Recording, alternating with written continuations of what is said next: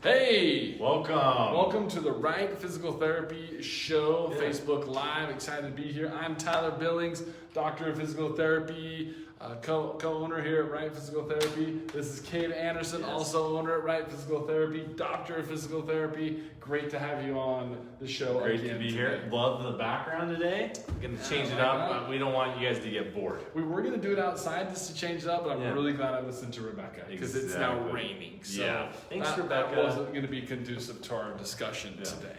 So let's just hop right in. Let's Should do we just go after it? Actually, it probably would have been conducive because we would have been cold. What are we talking about today? Ooh, frozen shoulder. So Interesting. that's Maybe we perfect. should go out there, actually. We're Right. freezing. We're going to talk about frozen shoulder today. As we're freezing.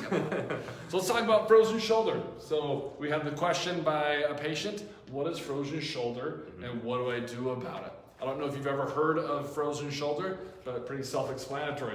The shoulder literally just freezes up. Like the ligaments around the shoulder grab tight, and they actually shorten around the capsule of the shoulder to where you literally can't move it in all directions. So that's one of the key signs of frozen shoulder is you don't just have limitation in one direction, right? You're gonna have limitation in several directions, and some are more than others, right? External rotation is gonna be more than flexion, right? And then abduction is out to the side. A pretty nagging thing because you can just wake up with it, right? It starts, there's three phases of the frozen shoulder. I guess I kind of think of like a popsicle too. You put it in the freezer, I love right? popsicles. It's gonna start freeze. It's gonna be freezing, right? So you put it in the old freezer, it's going, and now it's frozen, right? And now when you pull it out of the freezer and let it sit out on the cement like half my kids do, now it's gonna be thawing, right? So you have freezing, frozen, and thawing. So the freezing, the typical sign and symptom of that is all of a sudden I'm starting to see lack of motion just in all directions, like I stated. And then there's going to be pain. Yeah, right? the most painful stage. Yeah, it's just painful. It begins to hurt. It's got that ache at night or even throughout the day. And then frozen, the obvious typical sign there is just I now lack the motion. The pain's not as significant in that stage. And then the thawing is when you're now starting to come back out of it. It starts to become a little sore again, right? Because you're starting to get more motion in that shoulder. But you're now starting to get motion in all of those planes of motions again. Exactly. So, Kate, let's just jump in here. What causes this, right? You just sat through the OCS exam. Yes. What is the research saying about frozen shoulder? So another phrase for frozen shoulder, the medical term is actually adhesive capsulitis. I want to talk about that for a second. Because there's a capsule of ligaments that surround your shoulder like a globe. Just the entire shoulder joint is surrounded by this capsule. And you can really just look at the name, adhesive capsulitis, meaning that capsule can become inflamed and can become adhesive. It actually gets gunky, and adheres to each other and just becomes this really tight structure just hanging onto the joint that won't let anything move within it. Yeah. So that's what happens. Now, the type of people we typically see this in, and it can happen to just about anybody, but it's a lot more typical in people over the age of 50. It's actually a lot more typical with females. And it's a lot more typical in those that are either pre-diabetic or diabetic. And so diabetic can actually mess up the chemicals and hormones within your body and cause tissue within the capsule to become more adherent to each other and tighten up. And so those are typically the people that we see. When I think back in mine, that actually holds true. I would say the majority of the people that I've treated with true adhesive capsulitis are people with 50s or 60s, a lot of times female, and a lot of times they do have some other health issues like diabetes or different things going on. Now, the other thing I'll tell you, this is also probably one of the more misdiagnosed things I've seen in my life, in my career as a physical therapist.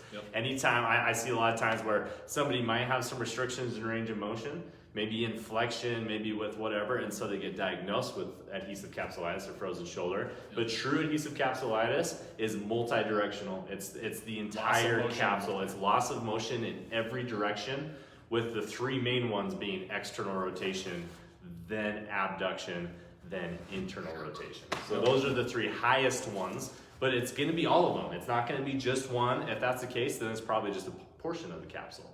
Usually that's pretty treatable, and it's different than frozen shoulder. But when it's a true frozen shoulder, it is the entire capsule. So that's one important thing to keep in mind. Now, those stages, if you just let them be and go without treatment, they actually can take up to 6 to 12 months in each stage. So the freezing stage can actually take 6 to 12 months where you just get this progressively more painful, more stiff shoulder. The frozen stage, which actually isn't as painful, you're just stuck. You just can't, you're doing this, you can't even lift it. It doesn't hurt a ton, but you just got nothing there. That can last 6 to 12 months.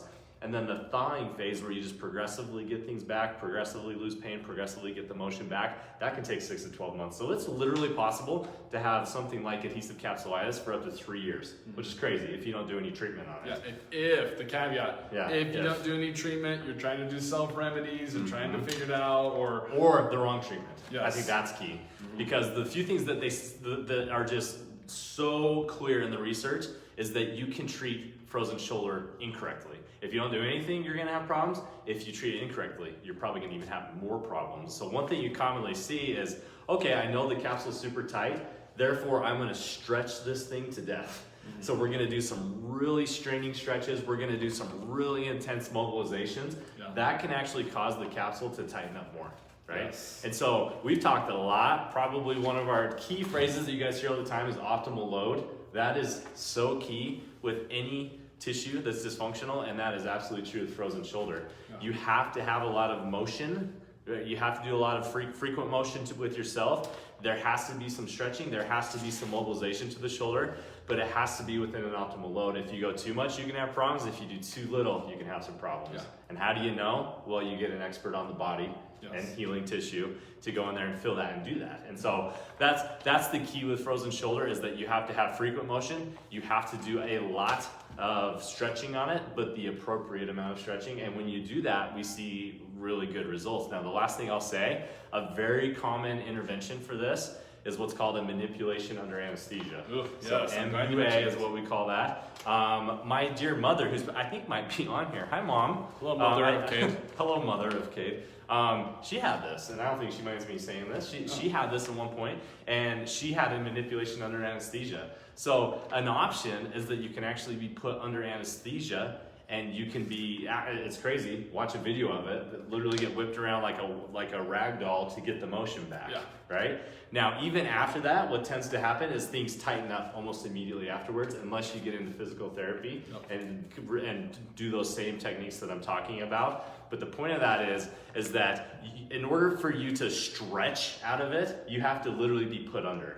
Because if you are conscious and you're trying to stretch it hard, like you're knocked out. Yeah, you are knocked out, you are done. You are out cold and you are just getting whipped around, and it's crazy. That's what has to happen in order to stretch it. Consciously in the clinic, if anyone's ever trying to stretch you like crazy, it's not gonna work. They literally have to put you under for that to work. And so that's where that optimal load of stretching and mobilizations comes in handy. And believe me, and I think almost everybody I know that has had a manipulation under anesthesia really wishes they wouldn't have had to do that. That's a lot of soreness. That's a scary thing to do. And there's still a lot of work to do afterwards. And so the goal is to avoid that if possible. And that's kind of the best research in order to get things going after adhesive capsulitis. Yeah, no, well said, Cade. You know, we have a blog that Rebecca will post on this, but 4 of the top reasons you get adhesive capsulitis or frozen shoulder: rotator cuff tear, right? The muscular tissue inside of there. I don't see that one as most common.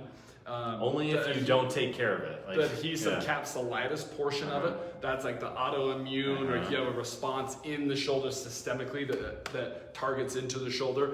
Post-operative, that's a very common one. I'd say there's a frozen knee out there as well. Right? There's a frozen back. There's a frozen elbow. So don't think that shoulder, I don't know why shoulder owns the frozen shoulder, because I don't hear anything else called frozen.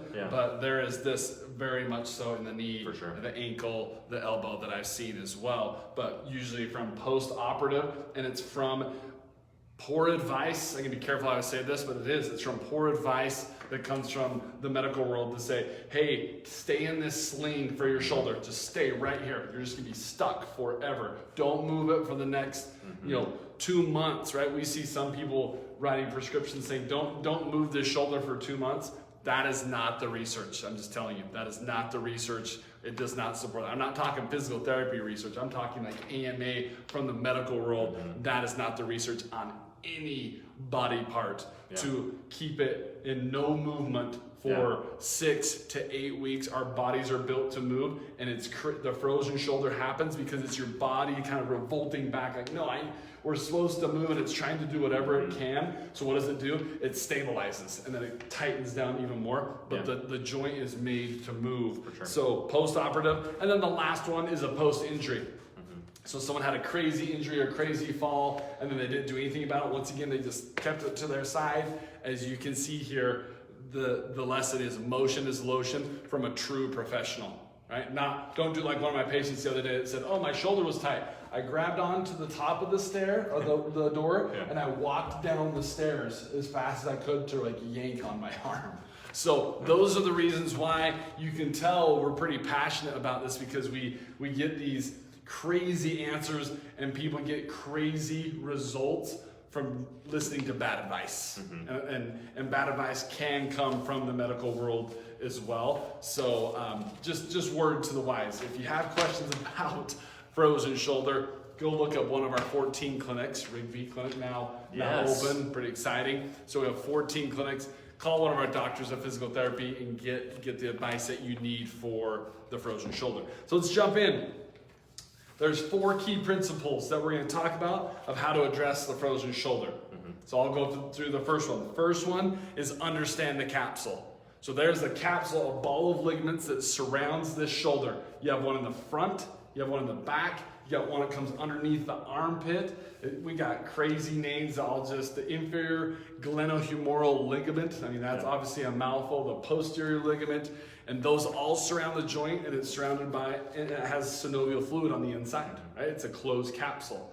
So what happens, like we said, it constricts those ligaments, and you gotta understand the capsule. Which portion do I need to stretch as a clinician? And I know by where it gets hung up, because those ligaments constrain movement, right? So you don't dislocate your shoulder. So I can know at certain movements here which ligament that I need to hit. So often we see people like, hey, I struggle with external rotation. What does a clinician do? I'm just gonna crank you into more external rotation. That doesn't attack the capsule. You gotta get deep tissue stretching on a capsule for more than like 10,000 reps.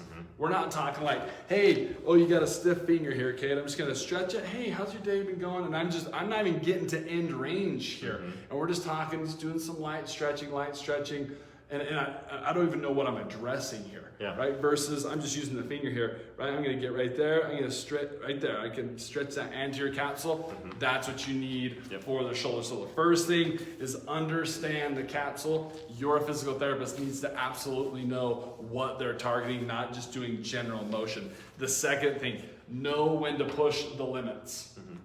Your body, it's called spasm, right? Pain spasm cycle.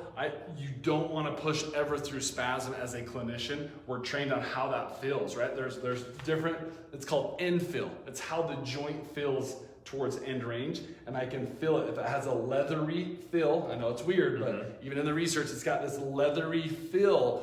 That's the spasm that you're hitting into. If I just plow through the spasm, the shoulder actually rebounds and even tightens up more. It's a protective mechanism. It's a protective mechanism, the reflex of the shoulder to say, no, that's not what I need. So you gotta know how much to push it, but you got to push it at home as a patient and in the clinic with frozen shoulder. It will never be enough for Kate to come in 3 times a week, and if we did an hour of stretching for each of those sessions, that's 3 hours total. And there's how many hours in the week? 168, I think? Yeah.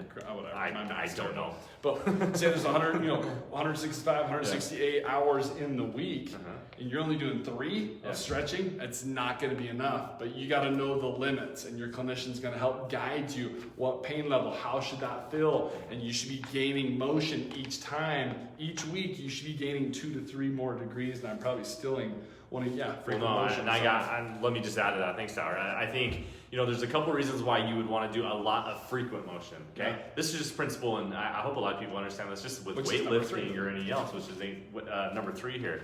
Let's talk about weightlifting for a second. If you want to get stronger, there's a couple different ways you can do it. You can either get heavier or you can get more reps, right? Sometimes it's not ideal to go heavier. Sometimes it's better to go more reps. Sometimes it's like, I don't need reps, I need to build pure strength. In this case, we're not trying to push through the capsule like right now. That's going to irritate it more. Therefore, we need more reps within the comfortable range of motion. And so you need a lot of reps. The second would be that when you have a lot of motion at a joint, motion creates fluid movement within the body, okay? So if you got a lot of inflammation at a particular tissue, that inflammation has to get moved out. And the way that happens is through a blood pump and fluid pump mechanism that comes from a lot of movement, okay? And so I could get really into the science with that. We can start talking about proteoglycans and a lot of things that would probably make you say, all right, I'm done. I'm gonna go look at something more entertaining. Yeah, exactly. Go Jazz, by the way. Go Jazz. But that's why frequent motion is important. There is a fluid motion, and it's working within the comfortable range you have. Now, the last thing, the fourth part of treatment for this would be what we call low load, long duration stretching. And so there's a term in science called creep, and it's not what you think it is, okay? It's not the neighbor next door. Yeah, it's not the neighbor next door. Creep, what that means is, I always like to look at this from a rubber band perspective. If you wanted to get a rubber band, which is about that big around, and you wanted to actually lengthen it and get a longer rubber band, if you just pulled on it, like you just pulled super hard on it, what's gonna happen? It's probably just gonna snap. It's gonna snap, right? But if you put a stretch on it and hold that for a long period of time, there's a principle called creep, where that long period of time on a low duration stretch actually causes the material to lengthen and stay lengthened. Okay, so that's essentially what creep means. And so you have to achieve creep, and you have to do that for a low load, long duration of time. So what that means is that within therapy, one of the interventions we would give is we would put you into a position. Let's say external rotation like this is the position you're struggling with. We would put you into a stretch that is low load, meaning it's like 2 out of 10 pain, right? Like it's nothing crazy. Like you're not dying, but we would put you there for a long period of time, because what's going to happen is that you have that small stretch for a long period of time. The tissue will actually lengthen, but stay lengthened because it achieved that creep that we're talking about, not your neighbor, right? And that's super important. So typically we will put people and say, you don't have to, like what we're looking for is a running total of 60 minutes a day. I tell them initially that might be 10 sets of 6 minutes. Eventually you progress to where it's like 6 sets of 10 minutes. Eventually it's 3 sets of 20 minutes. But the point is that you're doing 60 minutes a day in that low load, long duration position. That will actually help you get more and more and more motion over time. And so that's an incredibly important form of intervention you'd want to use as well. And then if you use heat with that in the research, using heat makes the tissue more extensible, right? It makes sense. If you put heat on something, it tends to expand, right? So as you put heat on that shoulder, when you do that end range stretching, you see even better results from doing that. So the take home message. Well, we got passionate there, Cade. Oh, the take home. Let's see if there's any questions. Any questions, Rebecca? Is Rebecca around? Well, if there are, we'll. Okay, I don't see. But the take home message here is motion is lotion, right? When you have pain, the natural consequence, the body, or as individuals, we want to just go, ooh, I'm not moving my shoulder anymore because it hurts, or I'm scared of what's going on. You need to get fully assessed, because motion is lotion. The shoulder is built to move. This is why I can do this with my shoulder right now. Look how many degrees of motion I have. I can do a whole 360 of motion basically with my shoulder. You've got to get it moving, but you got to do it the appropriate way. Frozen shoulder, there's many causes of it. It's a specific diagnosis. If you do have questions about this, you know how to look us up, rightpt.com. Ask one of our doctors of physical therapy, come in for an evaluation and figure out what's going on with your shoulder. Yeah, and I think I'll just end simply with this. Frozen shoulder is, like I said earlier, the thing that if you don't treat it correctly, it could follow you for a long, long, long time. Yep. So not something you want to mess with. It's not fun to do this. Try putting dishes away. Yep. Try picking up your kid. Like try doing all these things. Like it's not gonna work, and it's gonna be straining on you physically. It's gonna be straining on you emotionally. Like if you are struggling with these things, please get to somebody that understands the body, that understands healing, that understands this, because they will help navigate you through this in a much, much quicker way so you can get back to your life. And that's ultimately our goal. That's why we do this. This is why we get excited and passionate about it. So, Rebecca, anything? No questions. Okay. Awesome. Any questions from you, Rebecca? Perfect. Okay. Well, in that case, everyone. We'll say go Utah Jazz. Go tonight. Jazz, man. Go Jazz. Let's go Jazz. Let's Rudy Gobert, 3-time defensive player of the year. Just thought I would say. Pretty cool. Congratulations to him. So. Congrats, Rudy.